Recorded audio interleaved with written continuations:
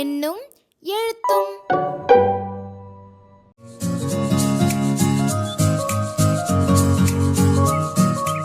ஐந்தாம் வகுப்பு, 3ஆம் பருவம்.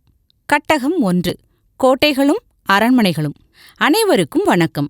இந்த கட்டகத்துல மாணவர்கள் தமிழ்நாட்டிலுள்ள கோட்டைகள் மற்றும் அரண்மனைகளின் பெயர்களை கூறி அவற்றின் வரலாற்றை விவரிக்கும் வகையில கற்றல் விளைவுகள் கொடுக்கப்பட்டிருக்கு.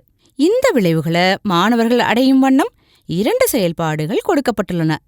ஒவ்வொரு செயல்பாட்டின் இறுதியிலும் மாணவர்கள் பயிற்சி நூல் மற்றும் பாடநூல் பயிற்சிகளை செய்யும் வகையில பயணம் செய்வோம் பகுதி கொடுக்கப்பட்டிருக்கு. கோட்டைகள் என்ற முதல் செயல்பாட்டின் துவக்கத்துல புனித ஜார்ஜ் கோட்டையானது எங்கு, எப்போது, யாரால் கட்டப்பட்டது என்பது குறித்த தகவல் காலச்சுவடி பகுதியா கொடுக்கப்பட்டிருக்கு. இந்த செயல்பாட்டின் நுழைமுன் பகுதியில் ஆசிரியர் பின்னிணைப்பில் கொடுக்கப்பட்டுள்ள பறவை, விலங்கு, பூ போன்ற படங்களை வெட்டி எடுத்துக்கொள்ள வேண்டும். முதலில் பறவை படத்தை புத்தகத்துல வச்சு மூடி சிறிது சிறிதா வெளியில் தெரியுமாறு இழுத்து காட்டி மாணவர்களை அது என்ன படம்னு கண்டுபிடிக்க சொல்லணும். இறுதியா கோட்டை படத்தை காண்பிச்சு கோட்டையை அறிமுகப்படுத்தணும். அடுத்ததா கற்றலின் தருணம் பகுதியில மாணவர்களிடம் அரசர்கள் வாழ்ந்த கோட்டைகளை சுற்றி பார்ப்போம் என்று கூறி பேருந்தில் பயணம் செய்வது போல நடித்துக்கொண்டே ஆசிரியர் கையேட்டில் உள்ள வேலூர் கோட்டை குறித்த பாடலை பாட வேண்டும். பின்னர் பேருந்து வேலூர் கோட்டைக்கு வந்துவிட்டது, வாருங்கள் நாம் வேலூர் கோட்டையை சுற்றி பார்ப்போம் என்று கூறி வேலூர் கோட்டை குறித்த காணொளியை காட்ட வேண்டும்.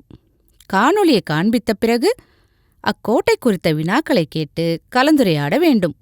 இதேபோல் திண்டுக்கல் கோட்டை, செஞ்சிக் கோட்டை மற்றும் தரங்கம்பாடி கோட்டை குறித்து மாணவர்கள் அறிந்து கொள்ளும் வகையில செயல்பாட்டை தொடரணும். இந்த செயல்பாட்டின் மூலம் மாணவர்கள் தமிழ்நாட்டில் உள்ள கோட்டைகள் பெயர் சொல்றதோட அவற்றின் வரலாற்றையும் தெரிஞ்சுக்குவாங்க. செயல்பாடு 2, அரண்மனைகள். தமிழ்நாட்டில் அமைந்துள்ள அரண்மனைகளான திருமலை நாயக்கர் அரண்மனை, தஞ்சாவூர் மராத்திய அரண்மனை, பத்மநாபபுரம் அரண்மனை ஆகியவற்றின் பெயர்கள் மற்றும் அவற்றின் சிறப்பு அறிந்து கொள்ளும் விதமா இந்த செயல்பாடு அமைக்கப்பட்டிருக்கு. ஆசிரியர், நாம் இன்று எதை பற்றி படிக்க இருக்கிறோம் தெரியுமா? அதனை கண்டுபிடிக்க நீங்கள் தயாரா என கேட்டு நான் ஏதேனும் ஒரு உயிரினத்தின் பெயரை சொல்லும்போது அதற்கான இருப்பிடத்தை நீங்க சொல்லணும். இதன் முடிவில் நீங்கள் படிக்கவிருக்கும் பாடப்பொருள் எது என நீங்கள் தெரிந்து கொள்வீர்கள் என கூறி மாணவர்களின் ஆர்வத்தை தூண்டணும். எறும்பின் இருப்பிடம் எது என கேட்க மாணவர்கள் புற்று என பதில் சொல்லுவார்கள். இதுபோல குருவிக்கு, சிங்கத்திற்கு, மனிதனுக்கு, அரசனுக்கு என தொடர்ச்சியா கேட்கணும். அரசனுக்கு என்று கேட்கும்போது மாணவர்கள் அரண்மனை என்று கூறிவிட்டால் பதிலளித்த மாணவர்களை பாராட்டி இன்று நாம் அரண்மனையை பற்றிதான் படிக்க இருக்கிறோம் என்று கூறி அரண்மனைக்கும் கோட்டைக்கும் உள்ள தொடர்பை பற்றி மாணவர்களுக்கு குறிப்பில் உள்ளவாறு கூறணும். கற்றலின் தருணம் பகுதியில் மாணவர்களை 3 குழுவா பிரித்து ஒவ்வொரு குழுவினரிடமும் பின்னிணைப்பில் கொடுக்கப்பட்டுள்ள 3 அரண்மனைகள், அது சார்ந்த குறிப்புகள் மற்றும் படங்களை கொடுத்து படத்தொகுப்பினை தயார் செய்ய சொல்லணும். முதல் குழு மாணவர்கள் தாங்கள் உருவாக்கிய படத்தொகுப்பை வகுப்பறையில் உள்ள மற்ற மாணவர்களிடம் காட்டி அதில் கொடுக்கப்பட்டுள்ள குறிப்புகளை கூறி அரண்மனையை சுற்றி காண்பிப்பது போல செய்யணும்.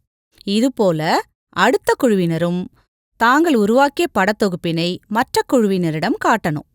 இறுதியாக அரண்மனைகள் தொடர்பான காணொளியை காண்பித்து இடையிடையே நிறுத்தி வினாக்கள் கேட்டு காணொளியின் சத்தத்தை குறைத்தும் வர்ணனையாளர் என்ன சொல்லியிருப்பார் என யூகிக்க செய்தும் பாடக்கருத்தை வலுவூட்டணும்.